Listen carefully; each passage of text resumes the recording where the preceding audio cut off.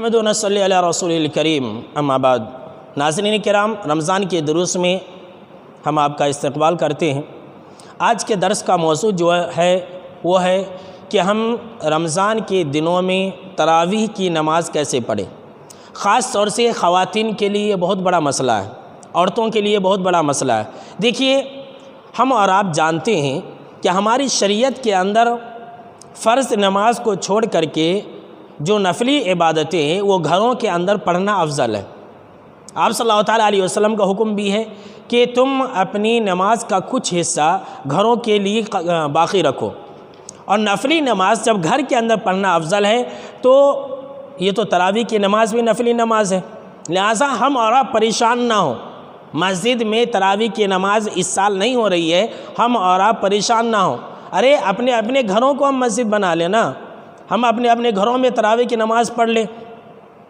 لوگوں کو اصل اس بات کی فکر ہے کہ ہم قرآن تو پڑھنا نہیں جانتے، ہم تو حافظ نہیں ہیں، اور رمضان میں قرآن کا ختم کرنا ضروری ہے۔ یہ بالکل ضروری نہیں ہے۔ کس نے آپ سے کہہ دیا کہ ایک رمضان میں ہر حال میں قرآن ختم ہونا ہے؟ یہ ضروری نہیں، یہ ہم نے ضروری کر لیا ہے۔ آپ کو دیکھ لیجئے، اللہ کے واسطے آپ مسجدوں کے پاس آنے کے لیے لڑائی جھگڑا نہ کریں، آپ جو ہے ڈسکس نہ کریں، آپ اپنے گھروں کے اندر تراویح کی نماز پڑھیں۔ کیسے پڑھیں گے؟ آئیے میں آپ کو بتلاتا ہوں۔ اگر آپ کو چھوٹی چھوٹی صورتیں آتی ہیں جسے سورۃ تراویح کہا جاتا ہے، آپ سورۃ تراویح پڑھیں۔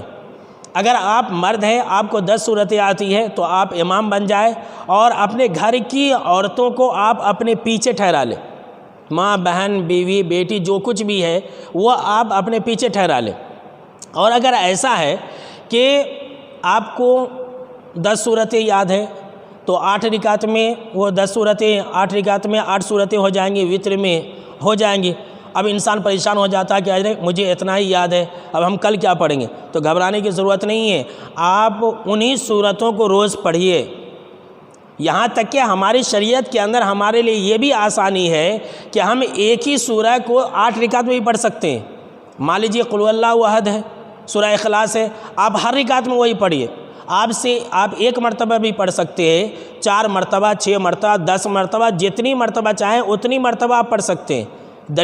دلیل کتاب و سنت کے اندر موجود ہے کہ آپ صلی اللہ تعالیٰ علیہ وسلم نے ایک رات صرف ایک ہی آیت میں پوری رات تہجد کی نماز پڑھتے رہے۔ اللہ اکبر! ہمارے لیے کتنی آسانیاں ہیں، لیکن ہم اور آپ حاصل نہیں کر پاتے ہیں۔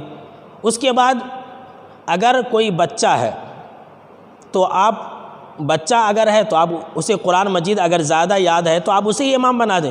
بہت سارے لوگ کہتے ہیں کہ بچے کے پیچھے نماز نہیں ہوتی ہے، بالکل جھوٹی بات ہے۔ صحیح بخاری کے اندر، آئیے میں آپ کو ایک حدیث سنا دے رہا ہوں۔ صحیح بخاری کے اندر حدیث ہے کہ عمرو بن سلمہ چھوٹے بچے تھے، کتنے سال کے تھے؟ یہ خود کہتے ہیں کہ میں 6 سال یا 7 سال کا تھا۔ کتنے سال کے؟ 6 سال یا پھر 7 سال کے تھے، اور یہ اپنی قوم کی امامت کیا کرتے تھے، اور آپ صلی اللہ تعالیٰ علیہ وسلم کے صحابہ کرام ان کے پیچھے نماز پڑھتے تھے۔ تو چھوٹے بچے کے پیچھے جب فرض نماز ہو سکتی ہے تو نفل نماز کیوں نہیں ہو سکتی ہے؟ تو چھوٹے بچے کو اگر قرآن یاد ہے تو آپ ان کے پیچھے پڑھیں۔ عورتیں اگر تراویح کی نماز پڑھنا چاہ رہی ہے تو عورتیں بھی کیا کریں؟ صف لگا لیں، ان کا جو امام ہو وہ صف کے بیچ میں ہو، ان کا جو امام ہو صف کے بیچ میں ہو، اور وہ عورت کیا ہے؟ امامت کرے، اور سورۃ تراویح پڑھے یا جو صورتیں ہیں وہ پڑھے۔ گھبرانے کی ضرورت نہیں ہے میرے دوستو۔ آپ گھروں کے اندر بھی تراویح کی نماز پڑھ کر کے آپ صلی اللہ تعالیٰ علیہ وسلم کا جو فرمان ہے کہ جو انسان تراویح کی نماز رمضان کے دنوں میں قائم کرے گا، اللہ رب العالمین اس کے چھوٹے چھوٹے گناہ معاف فرما دے گا۔ یہ اجر و ثواب آپ گھر کے اندر بھی حاصل کر سکتے ہیں۔ جب تک ہمارے لیے خوشحالی کے ایام تھے، اچھے دن آتے، الحمدللہ مساجد کے اندر نمازیں ہوتی تھی، اور انشاءاللہ آئندہ بھی ہوں گی۔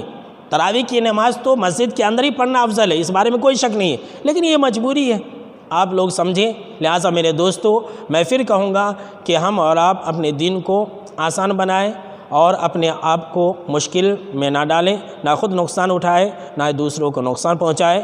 وآخر الدعوانا ان الحمد للہ رب العالمین۔